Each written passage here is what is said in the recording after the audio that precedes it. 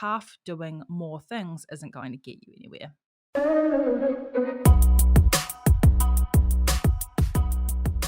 Welcome to the Digital Hive Podcast, where we talk all things digital marketing for small businesses. In this episode, I'm walking you through all of your online marketing options. Before we continue with more interviews on the podcast, I wanted to take one episode to talk you through all the different options you have when it comes to marketing your business online, especially as a small business owner. Often this means it's you doing the marketing, but you're also the one running the business. So as much as you might enjoy doing the marketing work, and it can have so much more benefit for you, you are somewhat limited on time. With the upcoming episodes recorded already, I know we're about to talk with some brands who have been in business for some time and who have grown their marketing to include a large number of platforms. So I don't want you to get attracted to doing it all or think that you have to be successful. If you're prone to shiny object syndrome like me, maybe implement a one in, one out process if you're already doing some marketing. So you can only take on one new option when you put something on the shelf for a little while. This way you don't spread yourself too thin, because half doing more things isn't going to get you anywhere. The better thing is to choose the platform most likely to have the biggest impact on your reach and sales, and try new things after you have that one down pat, or the ones that you're already doing right now. You might like to choose based on the one you're most excited about, or some of the benefits I talk about each in this episode, or because it's the one most likely to have the payoff either long term or short term, depending on what you're looking for. The thing about these options is that they also open up choice. You get to do your marketing, you don't have to do anything. So if one platform isn't for you, there sure is something that you'll enjoy. I have plenty of business owner friends who don't like social media, but they have a great network and they consistently send emails to their list. So they're not on social media much, but they're still booked out. Oftentimes that also means they're only on one social media platform instead of, say, 3 or 4. With that said, let's talk about your options. With your website, without a doubt, I can say with complete certainty, if you are doing any marketing, you need to have a website, even if it's super basic and just one page. Your website needs to convey a message of what you offer, and lead people to more information to either hire you, email you, or make a purchase on that website. SEO, search engine optimization, the art of getting ranked highly on Google, will get you some traffic to your website, but ultimately you're probably going to need to do more than that to get enough traffic to make sales through your website and not through other channels like referrals. Ultimately, the website is most likely to be the avenue to get people over that hurdle, and it's aimed at getting the person to the next piece of information so that they delve deeper and deeper and deeper. People make a decision on whether they like what you're putting out there in a matter of seconds. So as much as it's good to have something out there to start off with, you also want it to be designed to look and feel like your brand. You can then extend on from there, creating more pages, creating more of an experience, but at minimum, having something to send people to is really important, and then you go from there. Generally, people have had a prior experience in some capacity to being on your website. They don't just happen to be there. So either they've met you and they've gone to the domain, they saw your information on Google because they were actively searching for something, maybe they saw a social media post or someone told them about you. At minimum, they're looking for what you offer, or they've had some other interaction that has led them to the website. So then the job of the website is to inch them closer to that sale or inquiry by being honest and clear and informative about what you offer. There's no benefit in overpromising on your website, but you can share your expertise or the benefits of your product or service. Your website does need to be mobile optimized so people can navigate it as easily as possible on their phone as they would on a laptop or a desktop computer. You do need clear navigation so that if it is more than one page, people can get through 2 more pages really easily without getting frustrated or clicking on something that doesn't really work. So When deciding whether you need to work on your website, the first step is obviously, do you have a website? If not, add it to your list. Even if it's something temporary while you hire someone to get a better version created, I'd say that you should at least have a one pager. You can create that in any of those no code options out there like Squarespace, and then work on something. Oftentimes, what can happen, especially if you're hiring a developer, is that your website might take 2 or 3 months. By the time you create the copy and have that website built, it could be 3 or more months. And in that time, you want to have something. Often, what you can do with one of those platforms is set up something temporary in the meantime, more than a holding page, show people some information about you and where they can find out more, like social media or emailing you. If you do have a website, but you know it's not on brand or it's not great on all devices, add that to your list as something you need to focus on. Because everyone comes to your website at some point generally, occasionally a referral will skip your website, but generally everyone else will go through to your website. It's really important to catch people because if you turn people away in that moment, they may not come back. So how can you increase that rate of purchase? How can you engage people more? Maybe add a sense of like enjoyment, excitement, something like that to your website and really hook them in. How can you do that? The next option here is online stores. So, this is an expansion of a website if you sell products or maybe a course. The simplest way to allow people to make a purchase is to sell it online. It's available 24/7. They don't have to be near you to buy from you. All the information is available and you can ship it right to them. Even if you have a brick and mortar store and they end up buying in store, they can still browse your catalog on your website, and it means that they are closer to that purchase decision when they do come into your store. Online stores can be customized to suit you and your customers. So the only limit there is your insights into what you should do for your customers and also to a point your budget. You can pick one of the out of the box softwares like Shopify and customize it yourself, either design wise or functionality wise, with apps and things like that. Or you can hire a developer to create a custom version for you. Generally, custom is something that you bring in when you actually require some extra functionality that isn't possible with one of those out of the box softwares. And it's generally not for newer businesses unless you are coming into it with quite a bit of capital because there's a bit of an upfront cost before you can start selling things. If you sell products on your website or a course or a coaching program or any of those productized services, do a full audit of your browsing, buying, shipping, or fulfillment, however that works, and the post purchase process for your business. This will help you to optimize all of those things, make it a better experience for people, and ultimately help your marketing. So once you have your website up and ready, there is a certain amount of search engine optimization that you'll do as just basic as setting up your website. That would be filling out the metadata on your pages, that is the meta title and meta description. You can fill that out in your website platform of choice. That and adding alternative text to your images, setting up headings and page titles on all of your pages. That kind of stuff is the basic SEO. That and page speed. To a point, page speed is the size of your images, and then anything your developer is doing or anything that your platform of choice is doing if you're using one of those out of the box softwares like Shopify or something like that. So once you get into the basics, you can do some more optimization if you want to. Um, this is optional. So if you don't have much competition in your arena, you might choose to focus on something else instead. It might also be that when you first get started, you're looking at really gaining awareness of even that there is a solution to the problem that people are feeling. So you might be doing more brand awareness and offering awareness before you're worried about people actually searching. Sometimes what can happen there is that you are still wanting to do some SEO because then when you do start to get that awareness, yours is the website that comes up first.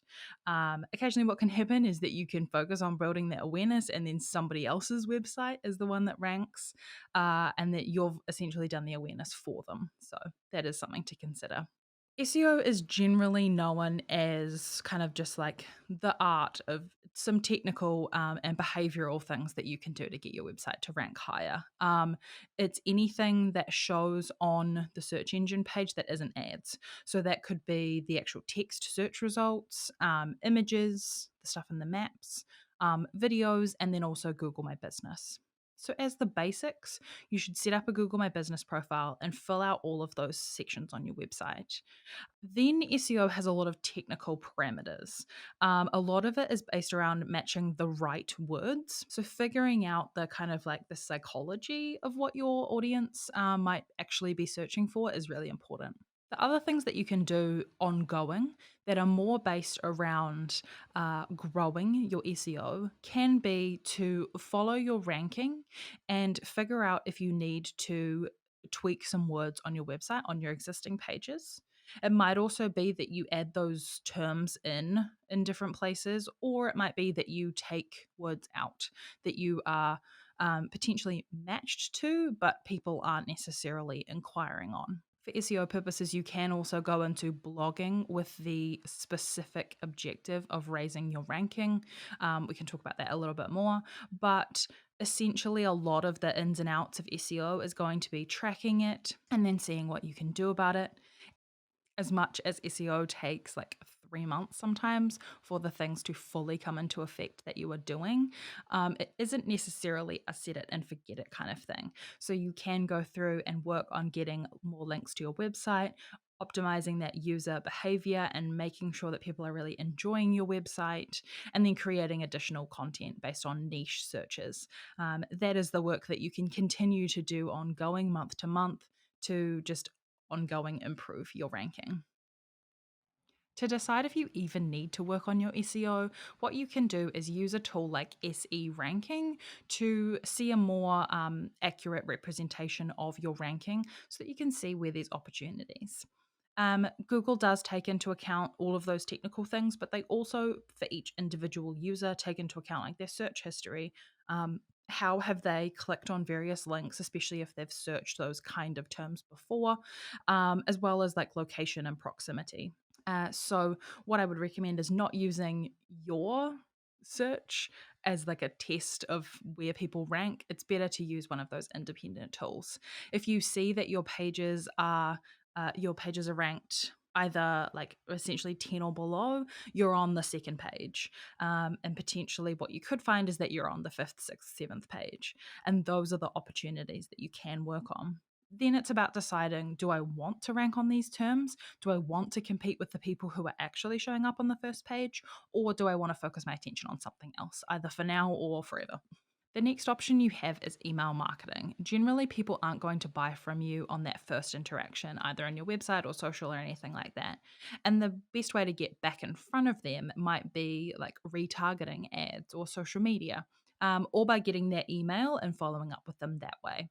The bonus of email is that after paying for the monthly fee for your software, you don't need to pay to play. So you can email those people as often as you like, or as much as they want you to. So unlike ads, the price and deliverability isn't going to change on you, and you own your list. So you can move from platform to platform to adjust that pricing even. People will sign up with an expectation.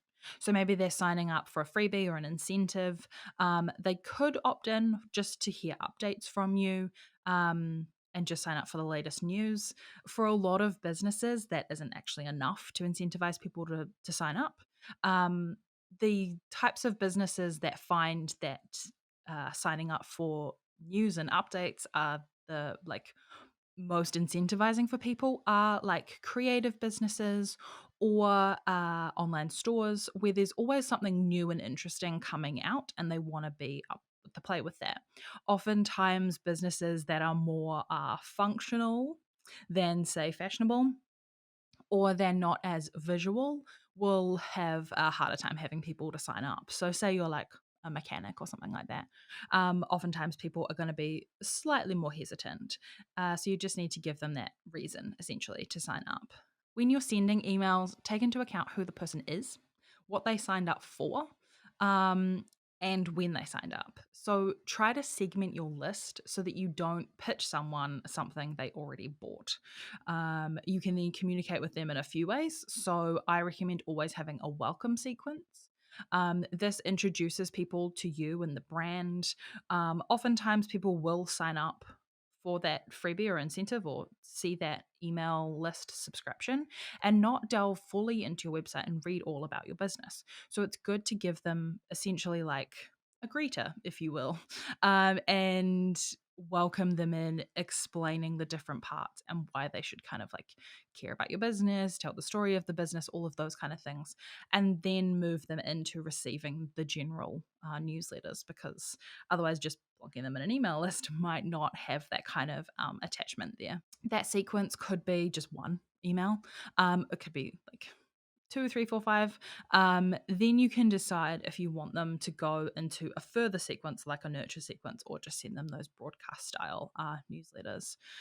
Then, when you are doing broadcasts, you can decide whether you're going to share like weekly, fortnightly, monthly. That's up to you, and share the latest news. What you could do is share monthly on a regular basis, and then every quarter you go through kind of like a sales pitch series.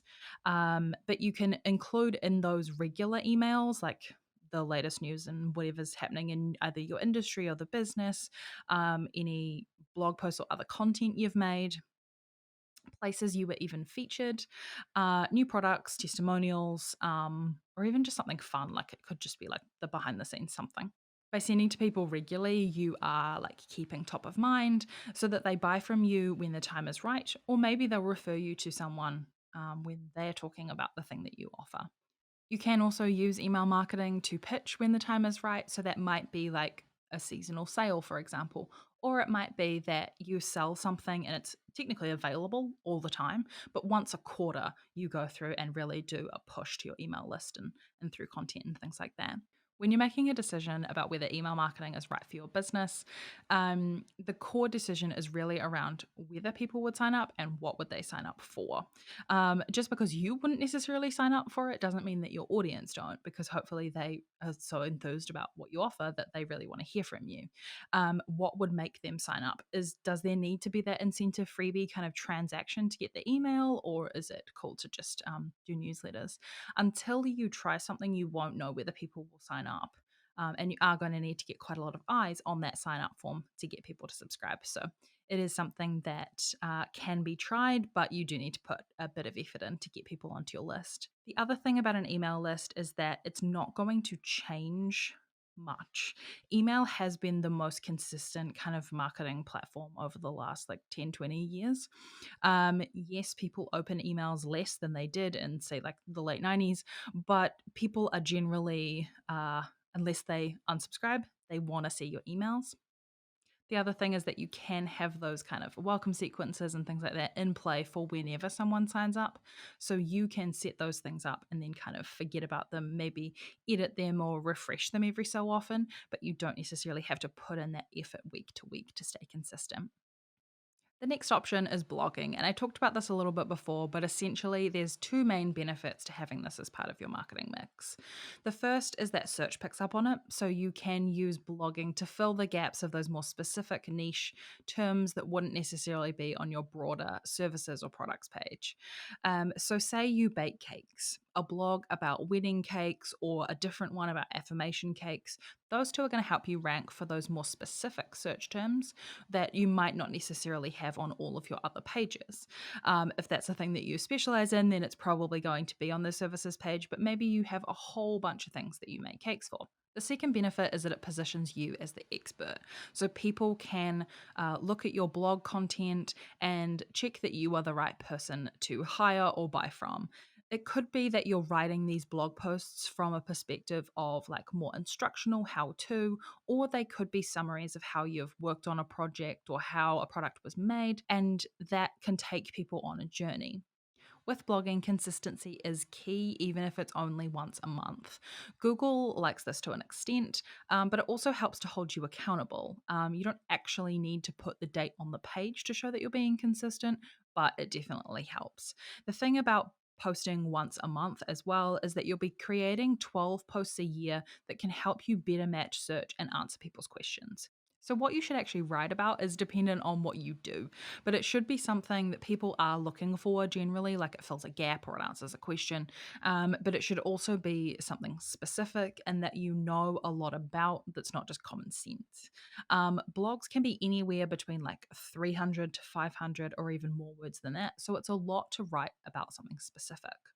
When you're deciding if you want to do blogging for your marketing, you can base your decision on, do you have information you can share in written form? Would your clients or customers be interested in reading something like this? Either your current customers so that you can engage with them more, maybe they repurchase with you, maybe they refer other people, or is it more a thing that like potential clients or customers could read? You can also do a mix, obviously. Would reading content like this make people more likely to buy from you? Is what you offer the type of thing where you need to be positioned as the expert? Otherwise, it might be more of that story behind the scenes, explaining the process type of thing, like a case study. Do you already have a blog and you're due for some new posts, or do you need to write a few because you're starting from scratch? The other option, too, is maybe it's time that you've been blogging for a while and it's time to take a break while you work on something else.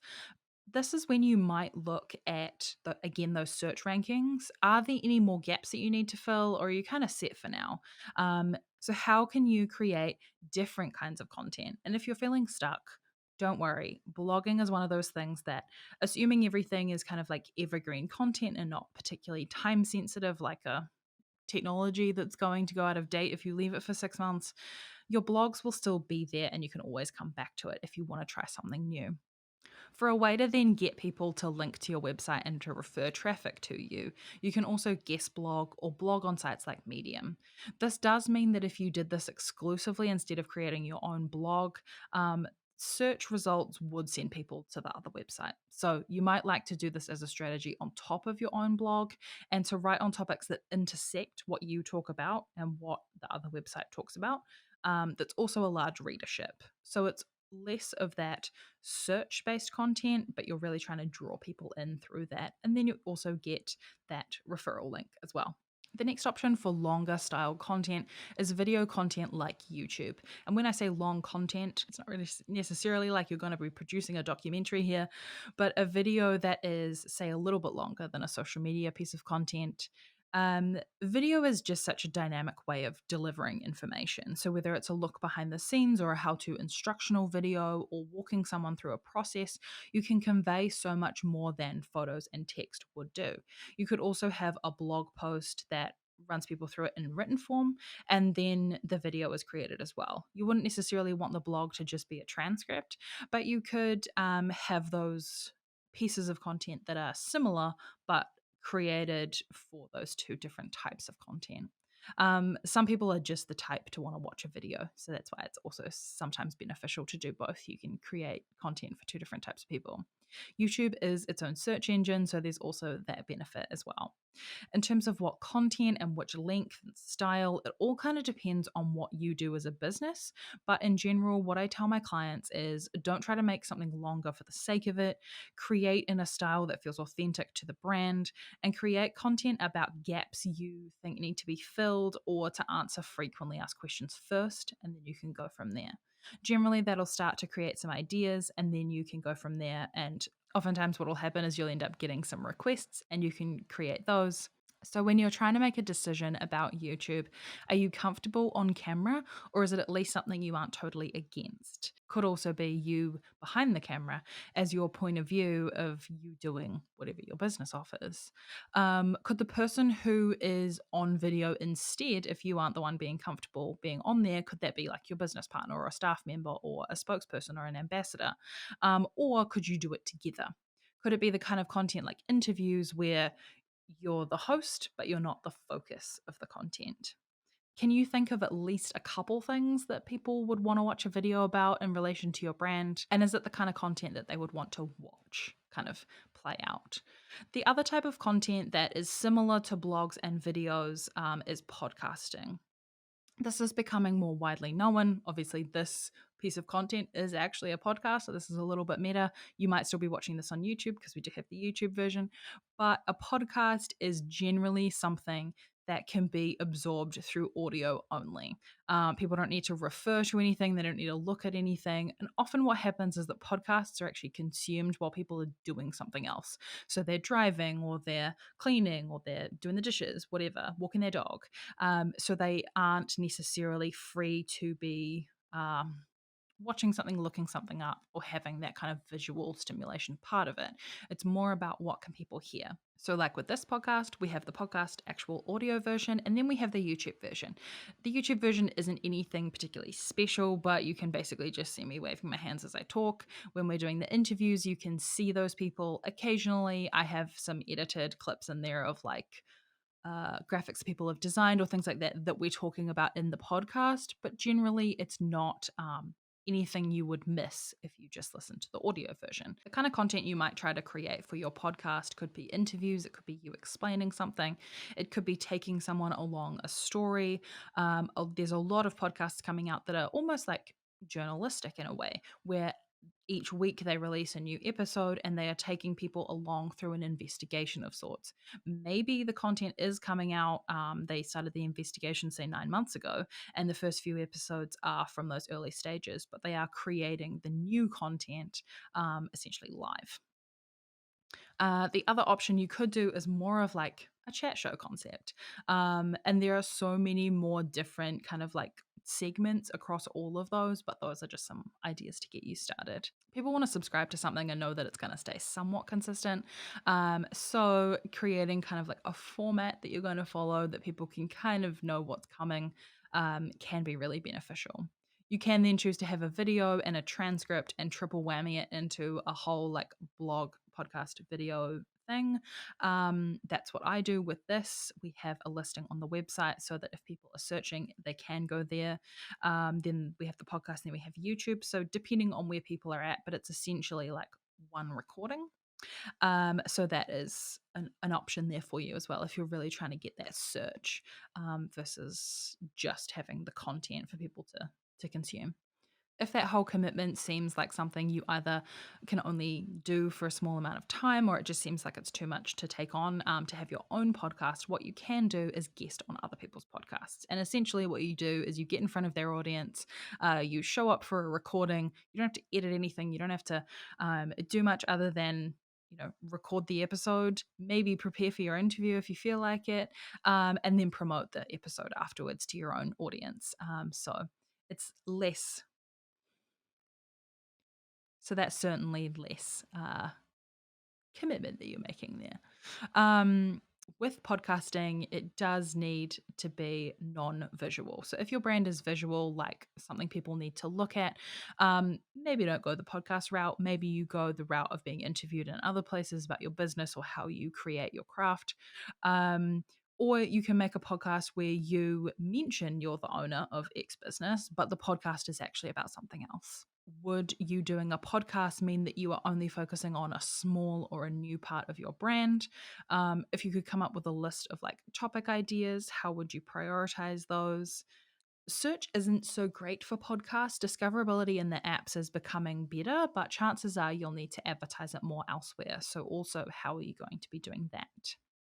Your next option is Pinterest. So this one is a little unique. It's a search platform, but it's image based, but it's kind of social in a way since you can see the accounts of the people that you're pinning and click through their website. It's not quite social media, but it's also not totally anonymous. And it's also very similar to SEO in a way. There's benefits to being consistent on Pinterest and sharing the same thing over again, maybe after 3 to 6 months. There's also a lot that can be done in the image design and also the name and the description on the pins so that people see more of it. There is a certain algorithm like every other platform has, but you have both ways to attack it, both the word side with the descriptions, but also the images as well. You might like to use a tool like Tailwind, that's my favorite one, as a way to create smart loops and join sharing communities. So, smart loops are where you can add a pin to a group of posts that are reshared over time. You can set a minimum interval so that they don't go out too regularly. You can also decide that, like, these things are only Halloween based, so they're only going to go out for this part of the year. Sharing communities are the place where you can share your content for others to pin. And then you also go in there and pin other people's content to your boards so that it's more of that like community aspect, if you will. Those can help to really grow your reach. If you are blogging or doing a podcast or videos you host on your website, I definitely recommend doing Pinterest. But you might also like to do this for your general services pages and definitely for product listings. Pinterest, you can set and forget, but it is best if you set and forget along the lines of something like Tailwind, where a software is then going to automate that resharing and consistency for you while you can kind of like batch create content in there. Pinterest itself does allow for scheduling, but it doesn't allow for that looping feature. So, just something to consider there. If you've never used Pinterest before, so you're not really sure how people could use it or why it would be relevant to your business and how people could discover you, maybe go and have a look on Pinterest and see if your industry and the kind of things that you offer are on there. If not, it could be an option that you could be the one place that people start pinning from. Otherwise, it might be that your audience isn't necessarily on there, and that's okay too. Your next option, and the one that often I see talked about the most, is social media. It's there in the name. This is the chance for you to be social, engage with people, talk to them, show up on other people's posts in their comment threads, and engage there as well. You can start with posts and creating your own content, but all of these social media platforms have some kind of function of communication, talking back and forward, and a lot of them have a share option as well. When thinking about what you want to post to these, you can, of course, share anything you have made elsewhere, like a blog or a video or anything like that, plus the behind the scenes of creating that kind of content or whatever you do as your offering. But refine it and adjust the angle to that platform. Some are a little more serious or corporate, others are fun, others have different audiences, some have different creative realms, whereas others are more written content. So pick your platforms wisely there. The biggest platforms are Facebook pages, including stories, live videos, and images. Then you have the Instagram feed, stories, reels, live guides, and IGTV. LinkedIn, you have the option of both personal and business pages, and then there's a whole bunch of functionality there like video, images, you can craft newsletters, lots of options there as well. Then there is TikTok, Twitter, Clubhouse, and Snapchat, all that are generally like one type of content per, but each has its own different mood. Each has their own demographic that people are more likely to be in those platforms, and also what would be considered like normal or welcome to be shared there. Each of these evolves as well. As we saw with TikTok, it's not just teenagers anymore. It can evolve to be something else. So there is some benefit on jumping on these new platforms. When you're picking which platform could be right for you, figure out, is your potential audience on there? Is this a place where they might not be yet, but they might be in the next year? How can you create content for that platform that would fit in amongst the other content that's on there and be enjoyed, and maybe even shared and commented on there? Oftentimes, it's not the greatest solution to just be on everything. There's only so many hours in every week, so it is good to pick one or two and go from there. Scheduling is also great with social. It helps you be consistent, but make sure that you are there to reply to comments, engage with other people's content, and check it again daily so that you're not just kind of scheduling the content and then never engaging. For most businesses, I would recommend picking at least one social media platform. Most businesses, there's at least one that is going to work for your business. So start from there. Your next option is advertising, and this comes into play when you want to essentially pay to get in front of specific people. So, advertising traditionally before the internet was more about like TV, billboards, print, and you couldn't decide who saw that. If you had a billboard on the side of the highway, that just meant that everyone who drove down the highway saw that. So, hopefully, you were putting it in the right part of town. What you want to do with digital advertising is get really specific about who should see that content. It could be demographics, so like age, gender, location, or it could be psychographics, like are they interested in something in particular or were they recently engaged?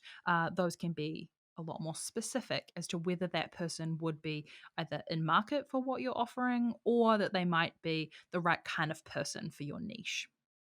Then it's a mix of placement across which platform and the content you create to go in the spot for that person to show up in front of them where they are. Whether it's written ads or visual ones, it needs to allow the person to say, yep, I want to see more about that, and click through, or at very least plant a seed so that you're gaining that brand awareness. With digital advertising, generally, you are sending people to a page on your website or a certain place. So the page you send them to is also incredibly important and it needs to be relevant to the ad that they have just seen.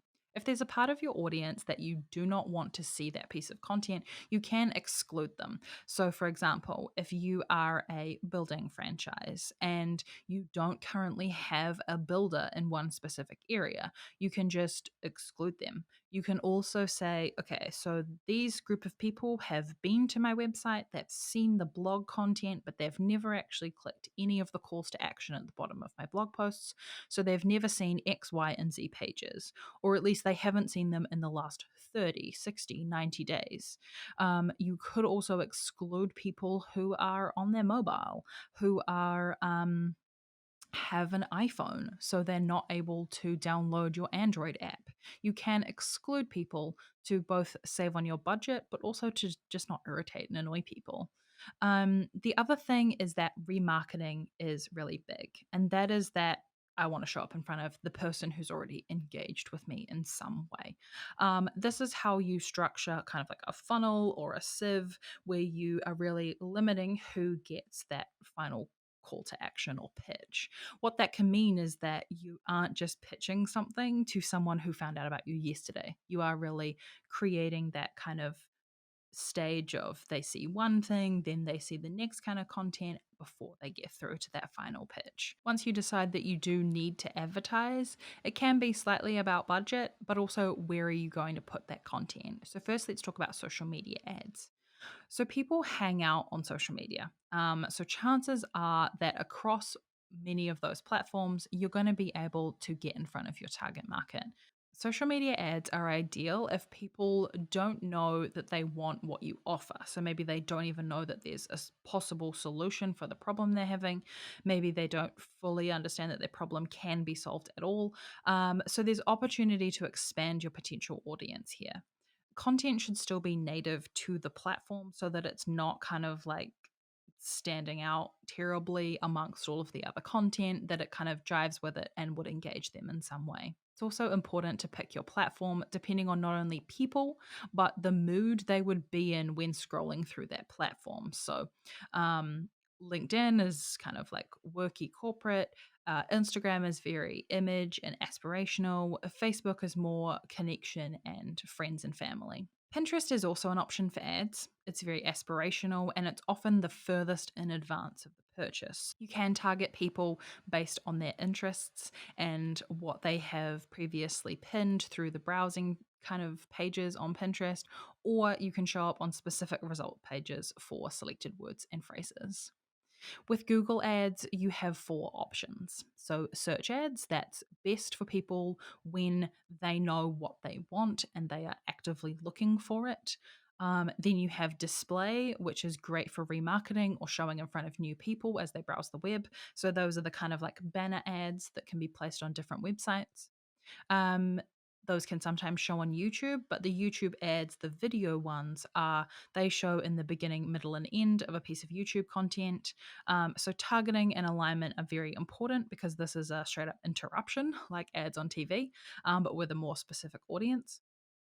The other thing is that this is a great place for brand awareness because people often won't click away from the video that they're watching. But you can get front of mind and get really specific. You can target either based on the person or you can target based on what YouTube channel or types of videos they're watching in the moment. You also have shopping ads through Google. So these are product only and set price only, but you can show the image, the name, the price, and your store name. So these show in product-based searches. Here in New Zealand, the only way to get in that shopping section is to pay for ads at the moment.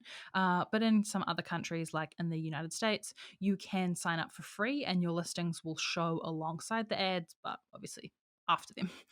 Moving on from ads, you have a few more options here that I want to talk about that generally come into play when you already have a lot of these other types of marketing in place and want to expand on top of them. So, the first is an affiliate program. You can have this for a course or your online store. Occasionally, you can have one for a service business, but it's a little harder to manage. It's important that you're very selective about who can be an affiliate so that they're aligned with your brand and they accurately portray what your business delivers. It is expected that they would receive a little commission or kickback of some kind. The alternative to that would be an influencer style campaign where you work with someone to create content, but you pay them a fixed rate or you supply them with product in exchange, regardless of how much you sell. So, again, this is something that you would do after you already have a lot of the other marketing in place so that you're then showing up maybe on a lot of those same platforms, but in front of that specific audience. You can also host an online community, either paid or free, where people congregate around you as the host, but where everyone has certain things in common that supplement just around your business. Again, this is something to consider when you have other marketing in place, since you'll need to market the community, but it can help people to stay engaged with the brand or dabble in your orbit before fully committing to maybe a higher priced item. So the next thing to do is to figure out what comes first. I kind of talked about them in a certain order of kind of like the building blocks there, but take a look at the list that you've prepared as I kind of talked through all of those things. What did you immediately shelve and you say, nope, not doing that thing? Okay, look at the rest of the options that I talked about. What can you achieve in those? Maybe you're already doing some, but you could improve on how you're doing that. Maybe there are other ones that you want to pick up, dabble for a while, and then you really need to review, okay, so how much time do I actually have? And do I want to put something else to the side while I work on this new thing? You also want to consider if there's any types of content you can create in tandem, like that triple whammy blog, video, podcast model that I talked about. You're expecting people to pick their favorite mode of delivery, but it's kind of the same content that you're creating through those different versions. Can you do social media? And then the ads are really just around getting that social media content in front of more people. You're not necessarily doing too much remarketing or creating that funnel, but you're just getting more reach to the content that you're already creating. The other thing to consider is what is your budget? So you can either stick to the free stuff and only do things that just take your time, or you might have a bit more budget but less time, but you're not quite ready to delegate the work, so you're going to focus more on advertising. So hopefully this gives you an idea of the wider scope and also helped you to target in on one or two things. I also have a little freebie for you. I recently ran a workshop helping business owners create a 90-day content plan. They had so many ideas while we were going through the workshop, so I've created a more on demand version. So you can sign up to receive that video at the link in the show notes. It's also a great way to test out my teaching style if you've been considering signing up for the Marketing Apiary.